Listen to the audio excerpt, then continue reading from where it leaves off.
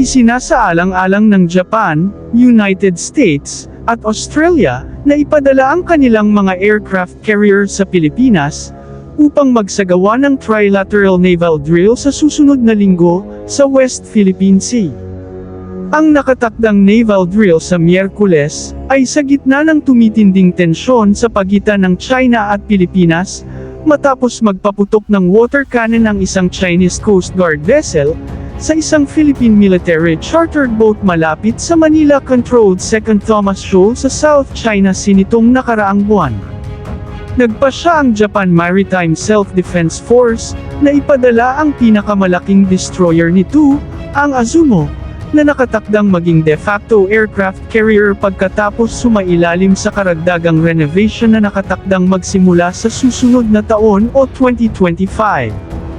Ipapadala naman ng Royal Australian Navy ang amphibious assault ship nito na HMAS Canberra, habang ang US Navy ay inaasahang magpapadala ng amphibious assault ship nito na USS America. Sa pamamagitan ng inaasahang magkasanib na naval drill, kabilang ang landing and take-off exercise gamit ang mga deck ng tatlong barko, ang Estados Unidos at ang mga kaalyado nito sa seguridad, ay naglalayong magpakita ng pangako sa pagtataguyod ng freedom of navigation.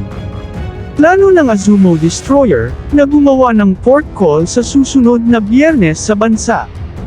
Nauna ng plano ng Philippine Navy na sumali sa naturang naval drill, ngunit kinansela ang kanilang partisipasyon dahil sa masyadong malaki ang mga helicopters ng tatlong bansa para maglanding and take-off sa mga deck ng mga barkong pandigma ng Pilipinas.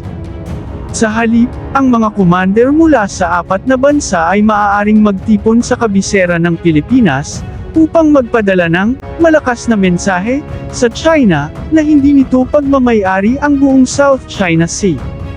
Isinasaalang-alang ng apat na bansa ang pagsasagawa ng joint maritime patrols sa pamamagitan ng kanilang mga warships kasama ang naval drill, ngunit hindi pa nito na-finalize ang plano.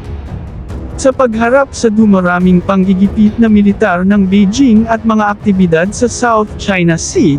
ang Pilipinas ay nakatuon sa pagpapalakas ng pakikipagtulungan sa seguridad sa Japan, Amerika, at Australia.